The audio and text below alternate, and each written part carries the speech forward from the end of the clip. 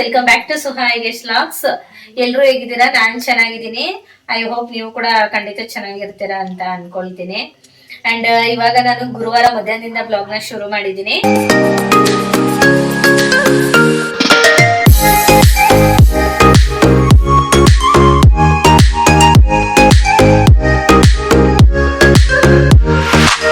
ಏನಪ್ಪಾ ಅಂತ ಅಂದ್ರೆ ಇವತ್ತು ಬೆಳಿಗ್ಗೆ ಬ್ಲಾಗ್ ನ ಶುರು ಮಾಡಕ್ ಆಗ್ಲಿಲ್ಲ, ಡ್ಯೂಟಿಗೆ ಹೋಗೋದೆಲ್ಲ ಇತ್ತಲ್ಲ, ಹಾಗಾಗಿ ಇವಾಗ ಬ್ಲಾಗ್ ನ ಶುರು ಮಾಡಿದೀನಿ. ಇನ್ ಬೆಳಿಗ್ಗೆ ಟಿಫನ್ ಕೂಡ ಏನು ಮಾಡಿರ್ಲಿಲ್ಲ. ಇವತ್ತು ಗುರುವಾರ ಇದೆ, ಹಾಗಾಗಿ ನಮ್ಮ ಹುಡುಗರು ಮತ್ತೆ ನಮ್ಮ ಹುಡುಗ ಮತ್ತೆ ನಮ್ಮ ಯಜಮಾನ್ರು ಇದ್ದು ಮನೆಯೆಲ್ಲ ಕ್ಲೀನ್ ಮಾಡ್ಕೊಂಡು ಪೂಜೆಗೆ ರೆಡಿ ಮಾಡಿದ್ದಾರೆ. ನಾನ್ ಮಾಡೋಗಿರ್ಲಿಲ್ಲ, ಹಾಗಾಗಿ ಅವರು ರೆಡಿ ಮಾಡಿದ್ದಾರೆ. ಇನ್ನ ನಾನ್ ಇವಾಗ ಡ್ಯೂಟಿ ಮುಗಿಸ್ಕೊಂಡ್ ಬಂದು ಬೆಳಗ್ಗೆ ಏನು ತಿಂದಿರ್ಲಿಲ್ಲ, ಸ್ವಲ್ಪ ಓಟ್ಸ್ ಎಲ್ಲಾನು ಹಾಲ್ಗೆ ಹಾಕೊಂಡು ತಿನ್ಬಿಟ್ಟು ಇವಾಗ ಅಡಿಗೆ ಮಾಡೋಣ ಅಂತ ಹೇಳ್ಬಿಟ್ಟು ಮಾಡಿದೀನಿ. ಸಿಂಪಲ್ ಆಗಿ ಪನ್ನೀರ್ ಗ್ರೇವಿನ ಮಾಡಿದೀನಿ. ಆಲ್ರೆಡಿ ಒಂದ್ಸಲ ನಾನು ತೋರಿಸಿದೀನಿ, ಹಾಗಾಗಿ ವಿಡಿಯೋನ ಶೂಟ್ ಮಾಡ್ಕೊಂಡಿಲ್ಲ. ತೋರಿಸ್ತೀನಿ ನೋಡಿ ಯಾವ ತರ ಮಾಡಿದೀನಿ ಅಂತ.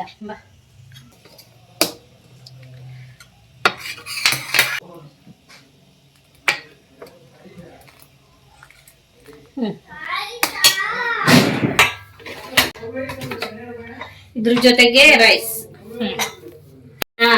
ಪನ್ನೀರ್ ಗ್ರೇವಿನೂ ಕೂಡ ಇವಾಗ ರೆಡಿ ಆಯ್ತು. ಇದಕ್ಕೆ ನಾನು ಸಿಂಪಲ್ ಆಗಿ ರೈಸ್ ನ ಮಾಡ್ಕೊಂಡಿದ್ದೀನಿ. ಚಪಾತಿ ಮಾಡ್ಲಿಕ್ಕೆ ಟೈಮ್ ಆಗ್ಲಿಲ್ಲ ನೋಡಿ, ಹಾಗಾಗಿ ಸುಮ್ನೆ ರೈಸ್ ನ ಮಾಡ್ಬಿಟ್ಟೆ. ಯಾಕಂದ್ರೆ ಬೆಳಿಗ್ಗೆ ಇವತ್ತು ಟಿಫನ್ ಯಾರು ಮಾಡಿಲ್ಲ. ಇವಾಗ 1 hour ಮುಂಚೆ ಟೀ ಕುಡ್ದಿರೋದು, ಮತ್ತೆ ಸ್ವಲ್ಪ ಓಟ್ಸ್ ನ ಹಾಲಲ್ಲಿ ಹಾಕ್ಬಿಟ್ಟು ತಿಂದಿದ್ದು ಇಷ್ಟೇನೆ. ಡ್ಯೂಟಿಗೆ ಹೋಗಿದ್ವಲ್ಲ, ಹಾಗಾಗಿ ಇನ್ನ ನಾನ್ ಬರೋಷ್ಟೊತ್ತಿಗೆ ಅವರೆಲ್ಲ ಮನೆಯೆಲ್ಲ ಕ್ಲೀನ್ ಮಾಡಿ ಎಲ್ಲಾನು ಮಾಡಿದ್ರು. ಇನ್ನ ಫೋಟೋಗೆಲ್ಲಾನು ರೆಡಿ ಮಾಡಿದ್ದಾರೆ, ಹೂವು ಎಲ್ಲ ಇಟ್ಟು ಎಲ್ಲಾನು ಮಾಡಿದ್ದಾರೆ. ಇನ್ನು ಈವ್ನಿಂಗ್ ಪೂಜೆ ಮಾಡ್ಬೇಕು. 2 o'clock ಆಗೇ ಬಿಡ್ತು. ಇವಾಗ ಏನ್ ಪೂಜೆ ಮಾಡೋದು, ಈವ್ನಿಂಗ್ ಪೂಜೆ ಮಾಡೋಣ ಅಂತ ಹೇಳಿ ನಾ ಮಾಡ್ಲಿಲ್ಲ, ರೆಡಿ ಎಲ್ಲ ಮಾಡಿ ಬಿಟ್ಟಿದೀವಿ. ಆಮೇಲೆ ತೋರಿಸ್ತೀನಿ. ಇನ್ನ ಇದ್ರ ಜೊತೆಗೆ ನಮ್ಮ ಮನೆಯವರು ಸ್ವಲ್ಪ ಸೋಯಾಬೀನ್ ಅದೆಲ್ಲ ಹಾಕಿ ಮಾಡು ಅಂತ ಹೇಳಿದ್ರು ಪನ್ನೀರ್ ಜೊತೆ. ನನ್ಗೆ ಟೈಮ್ ಆಗುತ್ತೆ ಬಿಡು, ಬೆಳಗ್ಗೆಯಿಂದ ಊಟ ಮಾಡಿಲ್ಲ ಅಂತ ಹೇಳಿ ನಾನು ಮಾಡ್ಲಿಲ್ಲ. ಅಂದ್ರೆ ನಾನು ಪ್ರೀವಿಯಸ್ ವಿಡಿಯೋದಲ್ಲಿ ಅಪ್ಲೋಡ್ ಮಾಡಿದ್ದೀನಿ ಪನ್ನೀರ್ ಸೋಯಾ ಚಂಕ್ಸ್ ಕರಿ ಹೇಗ್ ಮಾಡೋದು ಅಂತ ಹೇಳಿ. ಅವ್ರಿಗೆ ಅದು ಇಷ್ಟ ಆಗಿದೆ, ಅದೇ ತರ ಮಾಡು, ಚೆನ್ನಾಗ್ ಮಾಡಿದ್ಯಾ ಅಂತ ಹೇಳಿ ಕೇಳಿದ್ರು. ನಾನಿನ್ನ ಇವಾಗ ಮಾಡಿರೋದಲ್ವಾ, ಇನ್ನೇನು ಆ ತರನೇ ಮಾಡೋದು ಅಂತ ಹೇಳಿ ಬಟರ್ ಪನ್ನೀರ್ ಮಸಾಲ ಮಾಡಿದೆ. ತುಂಬಾ ದಿನ ಆಗಿತ್ತು ಅಂತ, ಅದಕ್ಕೆ ಇನ್ನು ನಮ್ ತರುಣಂಗೂ ಇಷ್ಟ, ಹಾಗಾಗಿ ಅದನ್ನೇ ಮಾಡಿದೆ. ಇನ್ನ ಆ ವಿಡಿಯೋ ಏನಾದ್ರು ನಿಮ್ಗೆ ಬೇಕು ಅಂತಂದ್ರೆ ಐ ಕಾರ್ಡ್ ಅಲ್ಲಿ ಕೊಡ್ತೀನಿ, ಹೋಗಿ ಚೆಕ್ ಮಾಡಿ ನೋಡಿ ಆಯ್ತಾ. ತುಂಬಾ ಟೇಸ್ಟಿಯಾಗಿ ಬರುತ್ತೆ, ಒಂದ್ಸಲ ಟ್ರೈ ಮಾಡಿ. ಊಟ ಮುಗಿಸ್ಕೊಂಡು ಸ್ವಲ್ಪ ಹೊರಗಡೆ ಹೋಗ್ಬೇಕು, ಕೆಲಸ ಇದೆ. ಆ ಕೆಲಸ ಎಲ್ಲ ಮುಗಿಸ್ಕೊಂಡು ನಾನು ಮತ್ತೆ ಈವ್ನಿಂಗ್ ಇಂದ ಬ್ಲಾಗ್ ನ ಕಂಟಿನ್ಯೂ ಮಾಡ್ತೀನಿ. ಇನ್ನು ಅದಕ್ಕೂ ಮುಂಚೆ ನನ್ ಮಗ ಊಟ ಮಾಡ್ಸಮ್ಮ ಅಂತ ಹೇಳ್ತಾ ಇದ್ದ. ಅವನ್ಗೆ ಫುಲ್ಲು ಜ್ವರ ಬಂದಿತ್ತು, ಹಾಗಾಗಿ ಸರಿ ಆಯ್ತು ಮಗನೆ ನಾನೇ ಮಾಡಿಸ್ತೀನಿ ಅಂತ ಹೇಳಿ ಮಾಡಿಸ್ತಾ ಇದ್ದೀನಿ. ಸಾಮಾನ್ಯವಾಗಿ ಅವನೇ ಊಟ ಎಲ್ಲ ಮಾಡ್ಕೊಳ್ತಾನೆ, ಆದ್ರೆ ಇವತ್ತು ಸ್ವಲ್ಪ ಜ್ವರ ಬಂದಿತ್ತು ಪಾಪ ಅವನಿಗೆ. ಇವಾಗ ಊಟ ಮಾಡಿಸ್ಲಿಕ್ಕೆ ಅಂತ ಹೇಳ್ಬಿಟ್ಟು ನಾನು ಕೂಡ ಊಟ ಮಾಡಿಸ್ತಾ ಇದ್ದೀನಿ. ಆಯ್ತಾ? ಇಷ್ಟ ಇಲ್ಲ, ನಾನು ತಿಂತಾ ಇದ್ವಿ. ನೀನ್ ಕರೆಕ್ಟ್ ಆಗಿ ಹೇಳೋಲ್ಲಿ ವಿಡಿಯೋ ಐತೈತೆ. ಸೋಯಾಬೀನ್ ಹಾಕಿಲ್ಲ ಚೆನ್ನಾಗಿಲ್ಲ, ಅದಕ್ಕೆ ಸೋಯಾಬೀನ್ ಹಾಕಿ ಚೆನ್ನಾಗಿರುತ್ತೆ. ನಿಜ, ಕರೆಕ್ಟ್ ಚೆನ್ನಾಗಿದ್ರೆ ಚೆನ್ನಾಗೈತೆ ಅಂತ ಹೇಳು, ಇಲ್ಲ ಅಂದ್ರೆ ಇಲ್ಲ. ನನಗೇನು ಇಷ್ಟ ಇಲ್ಲ, ಸೋಯಾಬೀನ್ ಹಾಕಿಲ್ಲ. ಸೋಯಾಬೀನ್ ಹಾಕಿದ್ರೆ ಚೆನ್ನಾಗಿರ್ತಾ ಇತ್ತು. ನಿಂಗೆ ಇಷ್ಟ ಆಯ್ತಲ್ಲ? ಸೂಪರ್, ನಿಜ ಹೇಳು.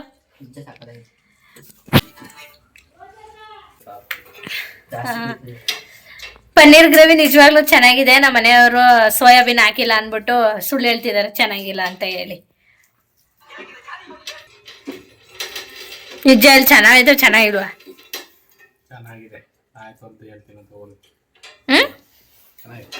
ನಾನು ಅದೇ ಹಂಗೆ ಹಾಕ್ತೀನಿ ನೋಡು ವಿಡಿಯೋನ. ನಮ್ಮ ಮನೆಯವರು ಹಂಗೆ ರೇಗಿಸ್ತಾ ಇದ್ರು, ಸೋಯಾಬೀನ್ ಹಾಕಿಲ್ಲಲ್ಲ ಹಾಗಾಗಿ ಚೆನ್ನಾಗಿಲ್ಲ ಅಂತ ಹೇಳಿ. ಹಾಗೇನೆ ನಾನು ವಿಡಿಯೋನ ಅಪ್ಲೋಡ್ ಮಾಡ್ತೀನಿ ಅಂತ ಹೇಳ್ತಾ ಇದ್ದೆ. ನಿಜವಾಗ್ಲೂ ಚೆನ್ನಾಗಿತ್ತು ಅಂತ ಆಮೇಲೆ ಹೇಳ್ತಾ ಇದ್ರು.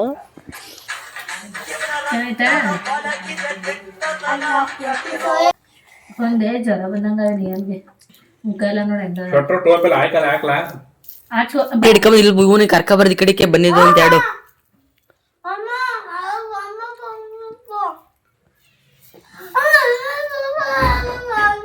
ಅಲ್ಲ, ಅನ್ನ ಸಾರ್ ಜೊತೆ ಯಾರು ಪಾಪ್ಕಾರ್ನ್ ತಿಂತಾರ? ಜಂಗೆ ಪಕ್ಕ ಜ್ವರ ಬಂದಂಗ ಐತೆ, ಔಷಧಿ ತಂದು ಹಾಕ್ಬಿಡ್ಬೇಕು ಗೊತ್ತ.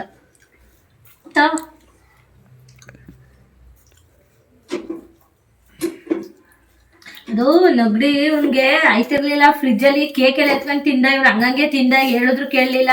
ಆಮೇಲೆ ದೊಡ್ಡದು ಡೈರಿ ಮಿಲ್ಕ್ ಚಾಕ್ಲೇಟ್ ಎಲ್ಲ ಹಂಗಂಗೆ ತಿಂದ ಎತ್ಕೊಂಡು.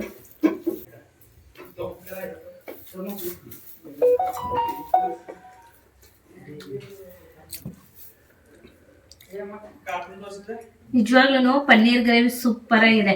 ನಾನು ಆಲ್ರೆಡಿ ವಿಡಿಯೋನ ನಾನು ಶೂಟ್ ಮಾಡ್ಕೊಂಡಿರೋದಕ್ಕೆ ಇವಾಗ ಶೂಟ್ ಮಾಡ್ಕೊಳ್ಳಿಲ್ಲ. ಚೆನ್ನಾಗಿದೆ. ಇನ್ನು ನನ್ನ ಮಗನಿಗೆ ಸ್ವಲ್ಪ ಜ್ವರ ಇದೆ ಅಂತ ಹೇಳಿದ್ನಲ್ಲ, ಅದು ಮಾಮೂಲಿ ಕೇಕು ಮತ್ತು ಚಾಕ್ಲೇಟ್ ಎಲ್ಲ ಫ್ರಿಜ್ಜಲ್ಲಿ ಇತ್ತು, ಅದನ್ನು ತಿಂದಿದ್ದ. ಬರ್ತಡೇ ಮಾಡಿದ್ವಲ್ಲ, ಹಾಗಾಗಿ ಅದಿತ್ತು. ಅದು ತಿಂದು ಸ್ವಲ್ಪ ಜ್ವರ ಎಲ್ಲ ಜಾಸ್ತಿ ಬಂದಿತ್ತು. ಇನ್ನು ಅದಾದಮೇಲೆ ನಾವು ಬಟ್ಟೆ ಎಲ್ಲನೂ ವಾಷಿಂಗ್ ಮಿಷಿನ್ಗೆ ಹಾಕಿ ವಾಶ್ ಮಾಡಿದ್ವಲ್ಲ, ಅದು ಒಣಗಾಕೆ ಇರಲಿಲ್ಲ. ಒಂದು ಡೇ ಫುಲ್ಲು ಹಾಗೇನೆ ಇದ್ಬಿಡ್ತು. ಇನ್ನು ಸರಿ ಅಂತೇಳಿ ಈಗ ನಾನು ನಮ್ಮ ಯಜಮಾನ್ರವರೆಲ್ಲ ಬಂದು ಹಾಕ್ತಾ ಇದ್ವಿ. ಇದಕ್ಕೆಲ್ಲ ಸಾಮಾನ್ಯವಾಗಿ ನಮ್ಮ ಯಜಮಾನ್ರು ಹೆಲ್ಪ್ ಮಾಡ್ತಾರೆ. ಅದು ಅಲ್ಲದೆ ನಾನು ಬಟ್ಟೆನ ಒಣಗಾಕ್ತಾ ಇದ್ದೆ, ಅವರು ಕ್ಲಿಪ್ ಹಾಕ್ಕೊಂಡು ಬರ್ತಾಯಿದ್ರು. ಯಾವುದೇ ರೀತಿ ಇದಕ್ಕೆಲ್ಲ ಮುಜುಗರ ಪಟ್ಕೊಳ್ಳಲ್ಲ, ಹೆಲ್ಪ್ ಮಾಡ್ತಾರೆ. ಇನ್ನು ಜಾಸ್ತಿ ಇತ್ತಲ್ಲ, ಬೆಡ್ಶೀಟ್ ಎಲ್ಲ ಜಾಸ್ತಿ ಇತ್ತು, ಹಾಗಾಗಿ ಅದನ್ನು ಒಣಗಾಕ್ಲಿಕ್ಕೆ ಅಂತ ಹೇಳ್ಬಿಟ್ಟು ಮೇಲೆ ಬಂದಿರೋದು.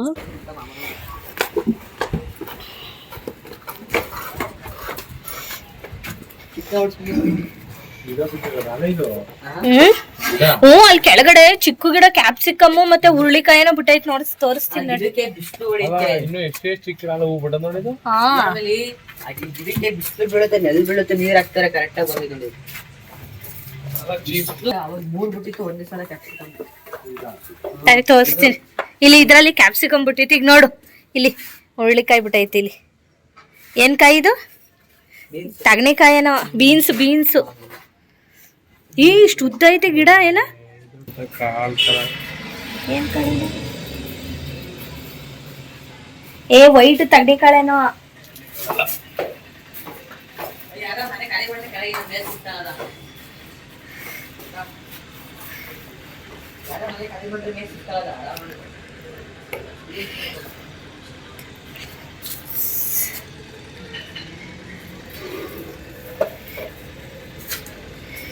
ಕ್ಯಾಪ್ಸಿಕಮ್ ಬಿಟ್ಟಿತ್ತು ಸಲ.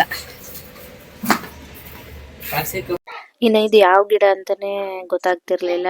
ಇದಕ್ಕೂ ಮುಂಚೆ ನನ್ನ ಬಟ್ಟೆ ಮೇಲೆ ಒಣಗಾಕ್ಲಿಕ್ಕೆ ಬಂದಾಗ ಚಿಕ್ಕ ಗಿಡದಲ್ಲಿ ಕ್ಯಾಪ್ಸಿಕಮ್ ಎಲ್ಲ ಬಿಟ್ಟಿತ್ತು. ಆಗ ನಾನು ವಿಡಿಯೋ ಮಾಡ್ಕೊಳ್ಳೋಣ ಅಂದ್ಕೊಂಡೆ, ಫೋನ್ನ ಕೆಳಗಡೆನೆ ಬಿಟ್ಬಿಟ್ಟು ಹೋಗಿದೆ. ಇನ್ನು ಸರಿ ಬಿಡು ಅಂತೇಳಿ ಅದನ್ನ ಇವಾಗ ನಮ್ಮ ಯಜಮಾನ್ರು ಕೂಡ ಬಟ್ಟೆ ಎಲ್ಲ ಹಾಕ್ಲಿಕ್ಕೆ ಬಂದಿದ್ರಲ್ಲ, ಅವರಿಗೆ ತೋರಿಸ್ತಾ ಇದ್ದೆ ಈ ಥರ ಗಿಡ ಬಂದಿದೆ ಅಂತೇಳಿ. ಇನ್ನು ಬಟ್ಟೆ ಎಲ್ಲ ಒಣಗಾಕಿದ್ದು ಬಂದಮೇಲೆ ನನ್ನ ಮಗ ಕೂಡ ಸ್ವಲ್ಪ ಆಟ ಆಡ್ತಿದ್ದ. ಇನ್ನು ರಾಘವೇಂದ್ರ ಸ್ವಾಮಿ ಫೋಟೋ ನೋಡಿ ಎಷ್ಟು ಚೆನ್ನಾಗಿ ಕಾಣಿಸ್ತಿದ್ದಾರೆ ಅಂತ ಹೇಳಿ. ಇನ್ನು ನೋಡಿ ಫೋಟೋಗೆಲ್ಲ ಈ ಥರ ರೆಡಿ ಮಾಡಿದ್ದಾರೆ. ನಾನು ಆಗಲೇ ತೋರಿಸ್ತೀನಿ ಅಂತ ಹೇಳಿದ್ನಲ್ವಾ, ಎಷ್ಟು ಚೆನ್ನಾಗಿ ರೆಡಿ ಮಾಡಿದ್ದಾರೆ ಅಂತ ನೋಡಿ. ಇನ್ನು ಇವಾಗ ಬಟ್ಟೆ ಒಣಗಾಕ್ಬಿಟ್ಟು ಬಂದ್ವಿ. ನಾನು ಆವಾಗಲೇ ಫೋಟೋ ತೋರಿಸ್ತೀನಿ ಅನ್ನಲ್ಲ, ನೋಡಿ ಎಷ್ಟು ಚೆನ್ನಾಗಿ ರೆಡಿ ಮಾಡಿದ್ದಾರೆ ಅಂತ. ರಾಯರು ಎಷ್ಟು ಚೆನ್ನಾಗಿ ಕಾಣಿಸ್ತಿದ್ದಾರೆ ಅಂತ, ರಾಯರ ಫೋಟೋ. ಏನು ಗೊತ್ತಾ ಫ್ರೆಂಡ್ಸ್, ಇದು ತರುಣನ್ ಬರ್ತಡೆಗೆ ಈ ರಾಯರು ಈ ಕಡೆ ಇದಾರಲ್ವಾ, ಅದು ಗಿಫ್ಟ್ ಬಂದಿದ್ದು. ಆ್ಯಂಡ್ ಇವತ್ತು ಮೊದಲನೇ ಸಲ ಪೂಜೆ ನಡೀತಿದೆ. ಅವತ್ತೇನೆ ನಾನು ಒಂದು ಸ್ವಲ್ಪ ಪೂಜೆ ಮಾಡಿದೆ, ಬಂದಿದ್ರಲ್ವ ಮನೆಗೆ ಅಂತೇಳಿ ಆರತಿ ಎಲ್ಲ ತೆಗೆದು ಪೂಜೆ ಮಾಡಿದ್ದೆ. ಇನ್ನು ಈ ಗುರುವಾರ ಮೊದಲನೇ ಪೂಜೆ ಈ ಕಡೆ ಇದ್ದಾರಲ್ಲ ರಾಯರು, ಅವ್ರಿಗೆ ನಡೀತಾ ಇದೆ ನಮ್ಮ ಮನೆಯಲ್ಲಿ. ಅದು ತರುಣನ್ ಬರ್ತಡೆಗೆ ಗಿಫ್ಟ್ ಬಂದಿರೋದು ಅದು ಫೋಟೋ. ಇನ್ನು ಆ ಕಡೆ ಇರೋದು ಫೋಟೋ ನಾವು ಮಂತ್ರಾಲಯಕ್ಕೆ ಹೋಗಿದ್ವಲ್ಲ ಆಗ ತೊಗೊಂಡು ಬಂದಿದ್ದು. ಆ ಬ್ಲಾಗ್ನು ಮಾಡಿದ್ದೀನಿ ನಾನು, ಫಸ್ಟ್ ಪೂಜೆ ಯಾವ ಥರ ಮಾಡಿದೆ ಅಂತೇಳಿ. ಇವತ್ತು ನಾನು ಮಾಡೋಗಿರಲಿಲ್ಲ, ಇವ್ರು ಮಾಡಿದ್ರಲ್ಲ, ನಾನು ಸ್ವಲ್ಪ ವಿಡಿಯೋನ ಇಲ್ಲಿ ಆ್ಯಡ್ ಮಾಡಿದ್ದೀನಿ ನೋಡಿ. ಫೋಟೋ ಅಂತೂ ತುಂಬ ಚೆನ್ನಾಗಿ ಕಾಣಿಸ್ತಾ ಇದೆ. ರಾಘವೇಂದ್ರ ರಾಘ ಏನು ಮಾಡ್ತಿದ್ಯಾ ರೀ?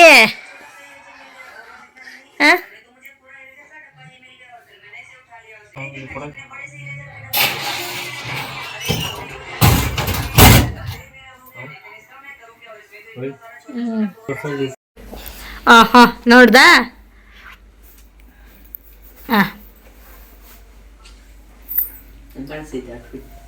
ಚೆನ್ನಾಗಿ ಕಾಣಿಸ್ತೈತೆ.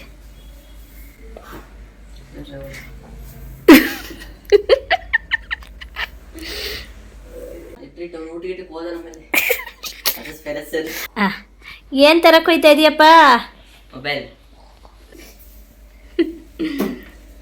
ಪಾಪ ನನ್ನ ಮಗನಿಗೆ ಜ್ವರ ಬಂದ್ಬಿಟ್ಟಿದೆ ಸ್ವಲ್ಪ ಇವತ್ತು.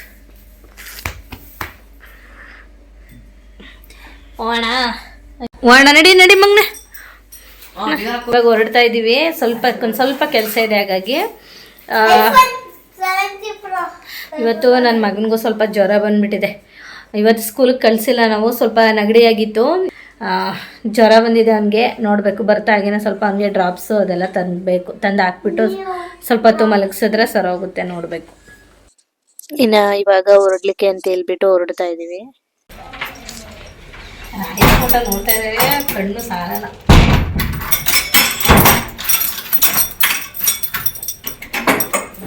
ಇನ್ನ ಇವತ್ತು ಅಲಂಕಾರ ಮಾಡಿದ್ದು ರಾಯರ ಫೋಟೋಗೆ ತುಂಬಾ ಖುಷಿ ಆಯ್ತು. ಅದು ಒಂದ್ ಫೋಟೋಗೆ ಅಲಂಕಾರ ಬೇರೆ 2 ಫೋಟೋಗೆ ಅಲಂಕಾರ ಮಾಡಿದ್ವಲ್ಲ, ಅದು ಬೇರೆ ವೈಬ್ಸ್ ಕೊಡ್ತಾ ಇತ್ತು, ತುಂಬಾ ಚೆನ್ನಾಗಿತ್ತು. ಅದನ್ನೇ ಹೇಳ್ತಾ ಇದ್ದೆ. ಇನ್ನ ಇವಾಗ ಆಟೋದಲ್ಲೇನೆ ಹೋಗೋಣ ಅಂತ ಹೇಳ್ಬಿಟ್ಟು ಹೋಗ್ತಾ ಇದೀವಿ. ಅಂದ್ರೆ ನಮ್ಮ ಹುಡುಗನ್ಗೆ ಒಂದು ಫೋನ್ ತಂದಿದ್ವಿ ನೋಡಿ, ಅದಕ್ಕೆ ಸ್ವಲ್ಪ ಟೆಂಪರ್ ಗ್ಲಾಸು ಮತ್ತೆ ಬ್ಯಾಕ್ ಪೌಚ್ ಎಲ್ಲ ಬರುತ್ತಲ್ಲ, ಅದೆಲ್ಲ ಸ್ವಲ್ಪ ಹಾಕ್ಬೇಕಿತ್ತು. ಹಾಗಾಗಿ ಬಂದ್ವಿ ಮನೆಗೆ. ಇವಾಗ ಫ್ರೆಂಡ್ಸ್ ಇವಾಗ ಹೊರಗಡೆ ಹೋಗಿದ್ದು ಬಂದ್ವಿ. ಬಂದಾದ್ಮೇಲೆ ಸ್ವಲ್ಪ ಪೂಜೆ ಎಲ್ಲ ಮಾಡಲಿಕ್ಕೆ ರೆಡಿ ಮಾಡಿದ್ರಲ್ಲ, ಈಗ ಪೂಜೆ ಮಾಡ್ತಿದ್ದಾರೆ. ಇನ್ನು ನಾನು ಜೊತೆಗೆ ಸ್ವಲ್ಪ ಟೀ ಇಟ್ಟಿದ್ದೀನಿ. ನನಗೆ ಅಂತೇಳಿ ನೈಟು ಚಿಯಾ ಸೀಡ್ಸ್ನ ನೆನೆಸಿದ್ದೆ, ಅದನ್ನು ಕುಡಿತೀನಿ. ಇವರಿಗೆಲ್ಲ ಟೀ ಇಟ್ಟಿದ್ದೀನಿ, ಟೀ ಆಗಲಿ ಅಂತ ಹೇಳಿ. ಇವಾಗ ಟೀನು ಕೂಡ ರೆಡಿ ಆಗಿದೆ. ಅವರು ಪೂಜೆ ಮಾಡ್ತಿದ್ದಾರೆ. ಪೂಜೆ ಎಲ್ಲ ಆದಮೇಲೆ ಕೊಡಬೇಕು. ಇನ್ನು ನನಗೂ ಸ್ವಲ್ಪ ಚಿಯಾ ಸೀಡ್ಸ್ನ ನೆನೆಸಿದ್ದೀನಿ, ಅದನ್ನು ಕುಡಿತೀನಿ ನಾನು ಇವಾಗ. ಇನ್ನು ನಾವು ಚಿಕ್ಕದು ಸ್ವಲ್ಪ ಕೆಲಸ ಇತ್ತು ಅಂತ ಹೇಳ್ಬಿಟ್ಟು ಹೊರಗಡೆ ಹೋಗಿದ್ದು, ಅಂಥದ್ದು ಇಂಪಾರ್ಟೆಂಟ್ ಕೆಲಸ ಏನಿರಲಿಲ್ಲ. ಹಾಗಾಗಿ ಒಂದು ಸ್ವಲ್ಪ ಕೆಲಸ ಇತ್ತಲ್ಲ ಅಂತೇಳಿ ಹೋಗಿ ಬಂದಿದ್ದು. ಇವಾಗ ಟೈಮ್ ಬಂದು 6 o'clock ಹತ್ರ ಆಗಿದೆ. ಇನ್ನು ಇವಾಗ ಪೂಜೆ ಮಾಡಲಿಕ್ಕೆ ಇವರು ಶುರು ಮಾಡಿದ್ದಾರೆ. ನೋಡುವ ನಿಮ್ಮ ನಡಿನ ವೀಣೆಯ ನುಡಿಸಿ ನಾದವ ಬೆರೆಸಿ ನಂದನ ಕರೆವ ವದನ. ಇನ್ನಿವಾಗ ಇವರು ಪೂಜೆ ಮಾಡ್ಲಿಕ್ಕೆ ಅಂತ ಹೇಳ್ಬಿಟ್ಟು ರೆಡಿ ಮಾಡ್ಕೊಂಡಿದ್ರಲ್ವಾ. ಇನ್ನ ಸಾಯಂಕಾಲ ಬಂದು ಒಂದು 6 o'clock ಆಗಿತ್ತು ಇವರು ಪೂಜೆ ಮಾಡ್ಬೇಕಾದ್ರೆ. ಇನ್ನ ಬೆಳಿಗ್ಗೆಯಿಂದ ಎಲ್ಲ ರೆಡಿ ಮಾಡ್ಕೊಳ್ಳೋಷ್ಟೊತ್ತಿಗೆ ಇವರು ಮಧ್ಯಾಹ್ನ ಮಾಡಿದ್ದಾರೆ. ನಾನ್ ರೆಡಿ ಮಾಡಿದ್ರೆ ಫೋಟೋ ಎಲ್ಲಾನು ಬೇಗನೆ ಆಗುತ್ತೆ, ಒಂದು 2 hours ಟೈಮ್ ಹಿಡಿಯುತ್ತೆ. ಇವರು ಹುಡುಗರಿಗೆ ಮಾಡಕ್ ಬರಲ್ವಲ್ಲ ಅಷ್ಟೊಂದು, ಇವ್ರು ಸ್ವಲ್ಪ ಟೈಮ್ ಒಂದು ಹಾಫ್ ಡೇನೆ ತಗೊಂಡ್ರು ಅಂತ ಹೇಳ್ಬೋದು.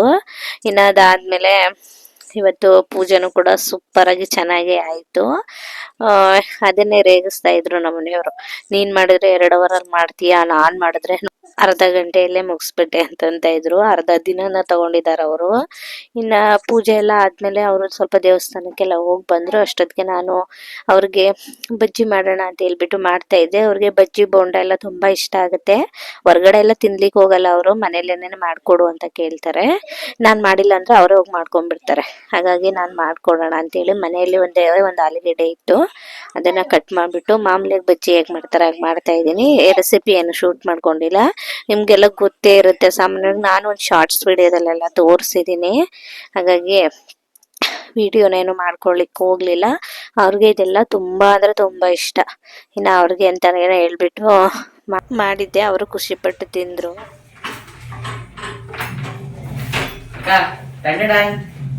ಏನಿದು ನೋಡಿ, ಏನೋ ಅಂತ ತಂದಿದ್ದೀನಿ ನಿಮ್ಗೆ. ಏನು ಅಂತ ಹೇಳು. Open ಮಾಡಿ ಗೊತ್ತಾಗುತ್ತೆ. ಕೇಕ್ ಅನ್ನೋದು ಗೊತ್ತಾಯ್ತು, ಇಷ್ಟು ದೊಡ್ಡದು ಏನು ತಂದಿದ್ದೀರಾ? ಏನೋ ಒಂದು ನಿಮ್ಗೆ ಒಳಗೆ ಗೊತ್ತಾಗುತ್ತೆ, ಓಪನ್ ಮಾಡಿ ನೋಡಿ.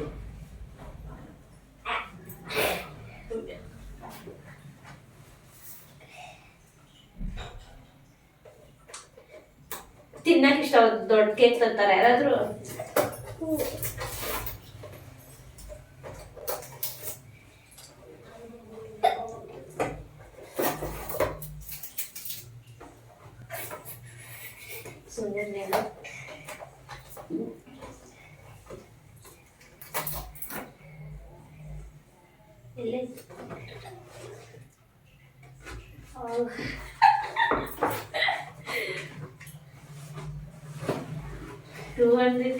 ಇನ್ಸ್ಟಾಗ್ರಾಮ್ 200K ವ್ಯೂಸ್ ಆಯ್ತು ಇನ್ಸ್ಟಾಗ್ರಾಮ್ ಅಲ್ಲಿ. ಅದಕ್ಕೆ ನಾವು ವ್ಯೂಸ್ ಹೋಗಿರೋದಕ್ಕೆಲ್ಲ ಯಾಕೆ ತಂದ್ರಿ? ಹಂಗೆ ಸುಮ್ಮನೆ ಖುಷಿ. ಕಟ್ ಮಾಡಿ ದೇವ ಕಟ್ ಮಾಡ್ಸದ.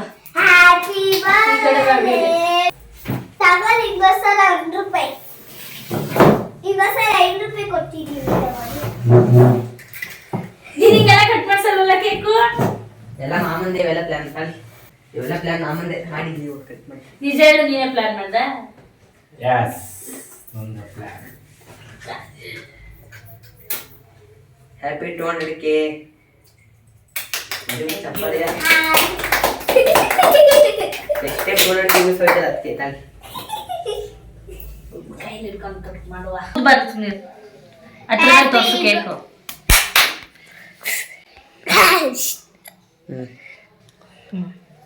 ಫಸ್ಟ್ ಹೇಳ್ಬಿಡ್ತೇನೆ. ಅಜ್ಜಿ ನೀಟಾಗಿ ಬರ್ದಿಲ್ಲ ಕೇಕ್ ಅಂಗಡಿಲಿ. ಯಾರು ಅಜ್ಜಿ ಇದ್ರ ಫಸ್ಟ್ ಹೇಳ್ಬಿಡ್ತೀನಿ. 200K ವ್ಯೂಸ್ ಆಗಿದೆ ಇನ್ಸ್ಟಾಗ್ರಾಮಲ್ಲಿ. ಈಗ ನಾನು ಮೊನ್ನೆ ಒಂದು ವಿಡಿಯೋ ಬಿಟ್ಟಿದ್ದೆ, ಅದು ತುಂಬ ವೈರಲ್ ಆಗಿದೆ. ಫೇಸ್ಬುಕ್ಕಲ್ಲೂ ಯೂಟ್ಯೂಬಲ್ಲಿ ಜಾಸ್ತಿ ವೈರಲ್ ಆಗಿಲ್ಲ, ಬಟ್ ಪರವಾಗಿಲ್ಲ. ಮುಂಚೆ ವಿಡಿಯೋಗಳಿಗೆ ಹೋಲಿಸ್ಕೊಂಡ್ರೆ ಫೇಸ್ಬುಕ್ಕಲ್ಲೂ ಅಷ್ಟೇ ಜಾಸ್ತಿ ವ್ಯೂಸ್ ಬಂದಿದೆ, ಇನ್ಸ್ಟಾಗ್ರಾಮ್ಗಿಂತನೂ ಜಾಸ್ತಿ ವ್ಯೂಸ್ ಬಂದಿದೆ. ಇದಕ್ಕೆಲ್ಲ ನೀವೇ ಕಾರಣ. ಇವರು ವ್ಯೂಸ್ ಬಂದಿರೋದಕ್ಕೇನೆ ಕೇಕ್ ಕಟಿಂಗ್ ಮಾಡಿಸ್ತಾ ಇದ್ದಾರೆ. Thank you so much. ಹಾಗೆಯೇ ನಮ್ಮ ಚಾನಲ್ ಯಾರಾದರೂ ಇನ್ನೂ ಸಬ್ಸ್ಕ್ರೈಬ್ ಮಾಡ್ಕೊಂಡಿದ್ದಾರೆ ಪ್ಲೀಸ್ ಸಬ್ಸ್ಕ್ರೈಬ್ ಮಾಡ್ಕೊಂಡು ನೋಡಿ. ಮತ್ತು ಹಾಗೇನೆ ಎಲ್ಲರೂ ಸಪೋರ್ಟ್ ಮಾಡಿ. ಇದು ಇವತ್ತು ನಿಮ್ಮಿಂದನೇ ಸಾಧ್ಯ. ಇದು ಸೆಲೆಬ್ರೇಷನ್ ಮಾಡೋ ವಿಷಯ ಆಗದೆ ಇರ್ಬೋದು ಕೆಲವೊಬ್ಬರಿಗೆ. ಇದು ಖುಷಿ ಇದೆ ನನಗೆ. ನಾನು 1 ಇಯರಿಂದ ಕಷ್ಟಪಡ್ತಾ ಇದ್ದೆ ಇಷ್ಟು ವ್ಯೂಸ್ ತೊಗೊಳೋದಕ್ಕೆ. ಇವಾಗ ಇಷ್ಟು ವ್ಯೂಸ್ ಬಂದಿರೋದು ಅದು ನೀವೇ ಕಾರಣ. ನಿಮ್ಮಿಂದನೇ ಇಷ್ಟೆಲ್ಲ ಆಗೋದಕ್ಕೆ ಸಾಧ್ಯ. ಎಲ್ರಿಗೂ ತುಂಬ ಹೃದಯದ ಧನ್ಯವಾದಗಳು. ಹಾಗೆಯೇ ನಮಗೆ ಸಪೋರ್ಟ್ ಮಾಡಿ ಆಯಿತಾ. ಫೇಸ್ಬುಕ್ಕಲ್ಲೂ ಯೂಟ್ಯೂಬಲ್ಲಿ ಇನ್ಸ್ಟಾಗ್ರಾಮಲ್ಲೆಲ್ಲ ಸೇಮ್ ಐ ಡಿ ಇದೆ, ಹೋಗಿ ನೋಡಿ ಆಯಿತಾ ನಮ್ಮ ವಿಡಿಯೋಸ್ಗಳನ್ನೆಲ್ಲ. ಇವಾಗ ಬನ್ನಿ ಕೇಕ್ ಕಟ್ ಮಾಡೋಣ. ಹೋಗಮ್ಮ ಕಟ್ ಮಾಡೋಣ. Happy birthday. ಇಲ್ಲಿ ಬಾರಿ ಪಕ್ಕಕ್ಕೆ ಬಾ, ಏನಾಗಲ್ಲ. Happy birthday happy birthday video ಐತೆ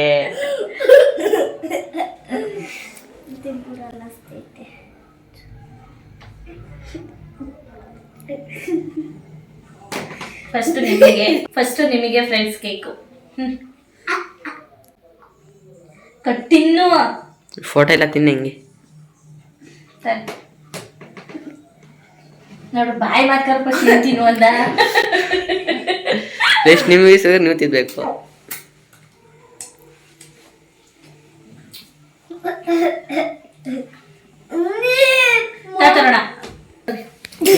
ಥ್ಯಾಂಕ್ ಯು. ನಂಗೆ ಗೊತ್ತೇ ಇಲ್ಲ ನೀವು ಕೇಕ್ ತಂದಿರೋದು.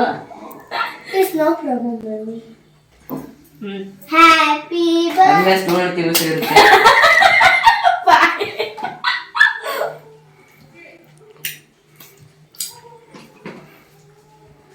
ಎಲ್ರೂ ಈಗ ಸಪೋರ್ಟ್ ಮಾಡಿ ಆಯ್ತಾ. ಹಂಗೇನೆ ಇನ್ನೂ ಹೊಸ ವಿಡಿಯೋಗಳನ್ನ ಮಾಡ್ಲಿಕ್ಕೆ ನಾನು ತುಂಬಾ ಟ್ರೈ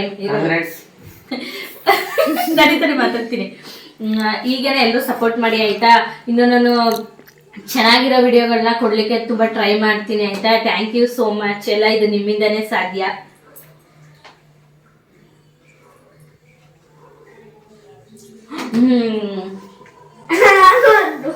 ಟಿಶ್ಯೂ ಕೊಡಲಿ ತಿನ್ಸು. ಟಿಶ್ಯೂ ಕೊಡು ಹೋಗು ತಿನ್ಸೋಗು.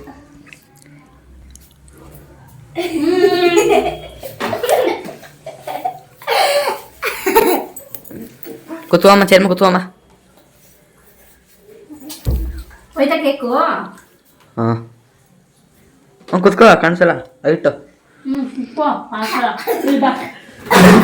ಹಾಂ ಓಕೆ.